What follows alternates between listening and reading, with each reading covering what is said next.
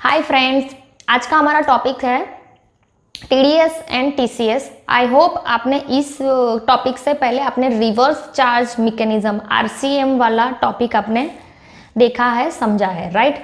सो उसके बाद आता है एक और प्रोविजन है जो service receiver is liable to deduct और liable to collect the TDS and TCS under the GST. Yes, ऐसा सेम प्रोवाइजर इनकम टैक्स में भी है। Yes, don't forget the subscribe and for to avail the income tax course also. I have provided the income tax course, तो जिसके साथ आप GST and income tax consultant दोनों ही बन सकते हैं, राइट। सो अब आज का हमारा टॉपिक है टीडीएस एंड टीसीएस। उसमें हम आप जानेंगे कि कौन सी ऐसी पार्टीज है जो अंडर द जीएसटी टीडीएस उनको डिडक्ट करना है सर्विस प्रोवाइडर का, राइट, और टीसीएस भी कलेक्ट करना है सर्विस प्रोवाइडर का, right. Yes, under the TDS and TCS the service receiver is liable to deduct और to collect the tax and the prescribed rate. You can see that there is a seller of goods and services. Both cases का भी हो सकता है, that is a trader, manufacturer, exporter और service provider can be, right? So वो issue करता है with GST वो सर्विस रिसीवर को या तो फिर सेलर को, राइट। सो अब बायर को, सो वो सामने क्या करेगा, वो सामने ही वही इनवॉइस वैल्यू पे करेगा। ऑफ कोर्स कौन सी अमाउंट करेगा, जो भी उसका इनवॉइस प्राइस है प्लस जो जीएसटी उसने चार्ज किया है, वो अगर नहीं किया है तो नहीं किया है, इट्स ओके, और माइनस टीडीएस और टीसीएस, मतलब कि जो टीडीएस एंड टीसीएस उनको जो गवर्नमेंट ने लागू किया है वो माइनस करके आपको अमाउंट देगा, राइट। वो फुल इनवॉइस वैल्यू आपको नहीं देगा, उसमें से वो कुछ अमाउंट, मतलब कि 1% अभी गवर्नमेंट ने डिसाइड किया हुआ है, वो 1% माइनस करके वो सर्विस प्रोवाइडर को वो अमाउंट वो वापस कर देगा।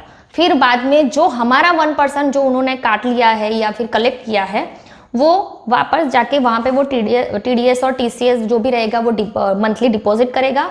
Then they need to file the 3B8 GSTR 8 TDS और टीडीएस डिडक्टर को अप्लाई रहता है, राइट, और वो जीएसटीआर 1 में भी फाइल करेंगे, राइट। जैसे ही वो कर पाएंगे तो हमारे भी जो हमारा 1% जो कट गया है वो हमारे 2A में रिफ्लेक्ट होगा। So yes, seller is also,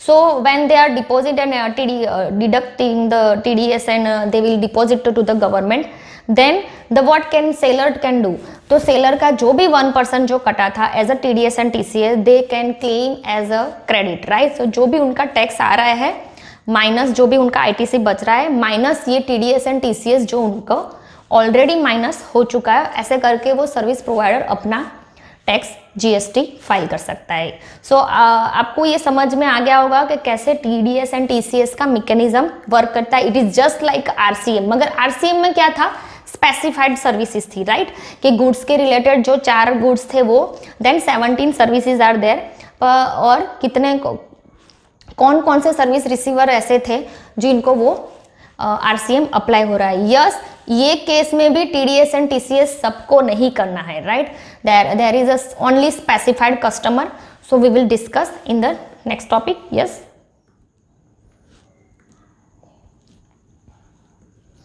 yes, I have prepared this के सेलर, जब seller and service provider, then सामने होगा हमारा deductor that is receiver. 2 case रहेंगे, एक बाजू में सेलर और सर्विस प्रोवाइडर रहेगा और the opposite side the receiver, that would be a deductor. जब वो टीडीएस में आएगा तो एज अ डिडक्टर उनको बोला जाएगा। वो डिडक्टर टीडीएस डिडक्ट करेगा, फिर वो डिपॉजिट करेगा, then they are filing the GSTR 7। Yes, so जैसे ही वो फाइल करेगा तो हम लोग यही वो जो क्रेडिट है वो सेलर ले सकता है वो credit. Same way in the TCS also, service provider जैसे ही इसको सर्विस देगा या तो सेल्स करेगा तो there would be a collector, right. TCS में रहेगा कलेक्टर, टीडीएस में रहेगा डिडक्टर। सो जैसे ही वो कलेक्ट करेगा तो फिर बाद में वो डिपॉजिट करेगा, then they will file GSTR 8 and then the service provider can claim the credit, right. So ये हो गया TDS and TCS. TDS means tax deducted at source and TCS is tax collected at source.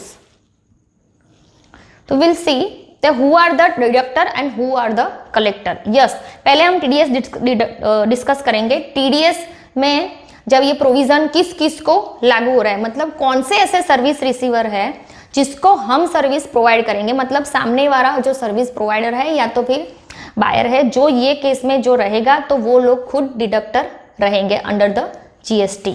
Okay, तो वो कौन कौन सी party है? That is also central government, state government, local authority, government agency.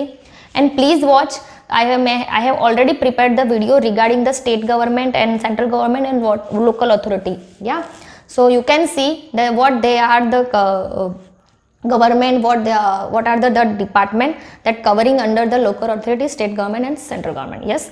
So fourth है any authority or board or any body which has been set by the parliament or state legislature or by the government with 51%, more than 51% equity own by the government. मतलब कोई भी ऐसी public sector units या तो फिर कोई भी ऐसी यूनिट जो पब्लिक है, राइट, उसका 51% होल्ड वो गवर्नमेंट के ओन में आता है, मतलब गवर्नमेंट के पास है, तो that is also considered as a government company, right. Then a society established under central or state government or local authority under the Society Regulation Act. Yes. Then public sector units. Then such person or category as may be notified, मतलब कोई rules आएगा तो इसमें भी वो add कर सकते हैं, राइट। इतनी जो है अभी राइट नाउ उनको तो टीडीएस डिडक्ट करना ही है। मतलब मैं कोई सर्विस या मैं कोई गुड्स इनको बेचती हूँ तो वो जो अमाउंट है सामने वाले जो ये जो पर्सन है वो मुझे invoice value minus TDS deduct करके देंगे, राइट। सो इन सबको मेरा टीडीएस डिडक्ट करना है, right. So you can see the example also, the finance department of government of India, of course finance department मतलब central government. Yes, so enter into contract with Adani Limited, right. Then whatsoever amount payable by government of India to the Adani Limited would be liable to TDS। मतलब कि जो भी invoice value Adani limited देगी उसमें से 1% TDS वो deduct करेंगे government, then जो नेट अमाउंट रहेगा वो अदानी लिमिटेड को वापस की जाएगी, राइट। ऑफ कोर्स टीडीएस रहेगा तो उनको जीएसटीआर 7 फाइल करना रहेगा और टीसीएस रहेगा तो जीएसटीआर 8 फाइल करना रहेगा, right. In the same way we will discuss the what is the TCS. TCS में कौन से ऐसी सर्विस रिसीवर एंड कौन से ऐसे बायर है जो आ रहे हैं, right. That could be e commerce operator. E commerce operator मतलब जो भी ऐसा ऑनलाइन प्लेटफॉर्म है, राइट, जो हमको ऑनलाइन प्लेटफॉर्म प्रोवाइड करते हैं, क्योंकि सेलिंग ऑफ गुड्स और providing of service only physically है ऐसा नहीं है, right, in the today's era. So there is a online platform also. So suppose वो ऑफलाइन है तो टीसीएस लागू नहीं है। अगर हम सेल करते हैं ऑनलाइन तो सामने वाला पर्सन कौन रहेगा, सर्विस रिसीवर कौन रहेगा, हम जो सेल कर रहे हैं तो बायर मतलब ऑन द प्लेटफॉर्म तो ई कॉमर्स ऑपरेटर रहेंगे ना, तो वो केस में ई कॉमर्स ऑपरेटर जो है उनको वो टीसीएस लायबल है, राइट। तो they will deduct our TCS, right, किसका, सेलर का, सर्विस प्रोवाइडर का, right. Will discuss when e-commerce operator pay consideration collected to the vendor, they have to deduct amount as the TCS and pay the net amount. Yes, so TCS minus करके बाद में net amount ही उनको दिया जाएगा। So the dealers or traders supplying the goods and services through e-commerce operator will receive payment from e-commerce operator after deduction of TCS at 1%, of course। और ये ई commerce operator कौन कौन से हो सकते हैं, अमेजोन भी हो सकता है, फ्लिपकार्ट भी हो सकता है, that is related to goods because on that sellers are selling the goods only, right. और ये ओला है, उबेर है, that is related to services sector. तो उसमें ऐसा नहीं है कि सिर्फ गुड्स सेक्टर ही आ गया है, सर्विसेज सेक्टर भी आ गए, जोमेटो, स्विगी, राइट, गलती से टोमेटो हो गया है, इट्स जोमेटो, यस। और उनको जीएसटीआर 8 फाइल करना है, राइट। एंड ऑफकोर्स ये जो सामने जो सेलर इन जो सर्विस प्रोवाइडर है वो तो इन दोनों में क्रेडिट ले ही पाएगा। It means you can understand कि जो भी मेरी सामने की पार्टी ये डिडक्टर है और टीसीएस है, दोनों में से एक है।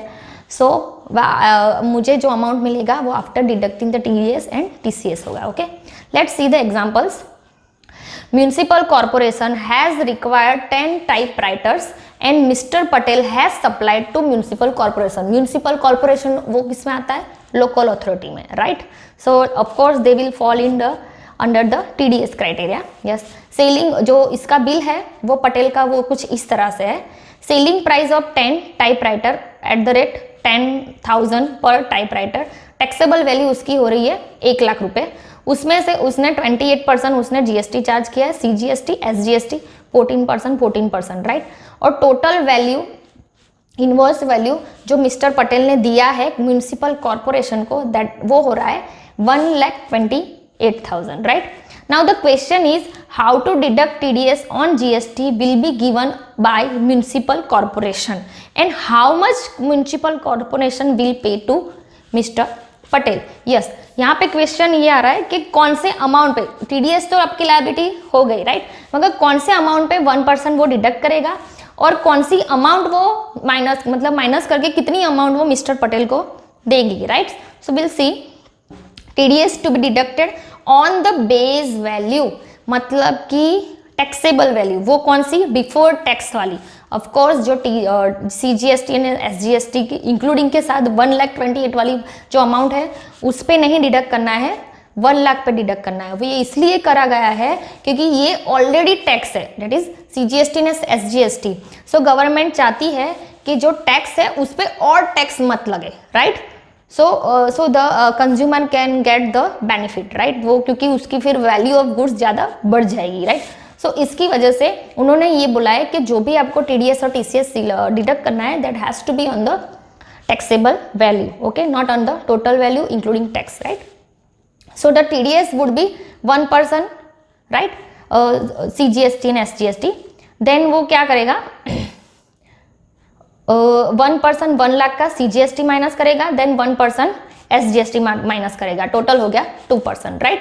Then what the amount will be given by to mister Patel, then total उसका इनवॉइस वैल्यू 1,28,000 का था, राइट? सो वो क्या करेगा? 1,28,000 माइनस जो 2,000 जो GST था वो, मतलब के टोटल 1,26,000 वो मिस्टर पटेल को देंगे म्यूनिसिपल कॉर्पोरेशन, राइट? और जो भी उसका 2,000 जो माइनस की गया है वो मिस्टर पटेल तो जब ये पे करेंगे, जब वो 14,000, 28,000 और कोई कुछ उनका ITC होगा, राइट? और माइनस ये 2,000 वो ऑफकोर्स वो अवेल कर पाएंगे, right? Then next example is mister Vinay Dua, Karnataka, is a trader who is selling his readymade clothes online, या उनका सेलिंग रेडीमेड क्लोथीज का ऑनलाइन का बिजनेस है on Amazon India। He receive order to deliver to New Delhi, they are from Karnataka, Vijay Vinay Dua, और उनका दिल्ली से order आया है, right? So of course there would be a IGST। he received order to deliver clothes for New Delhi for rupees 10,000, GST उसमें आ गया है 1,700 rupees, 700 rupees, right?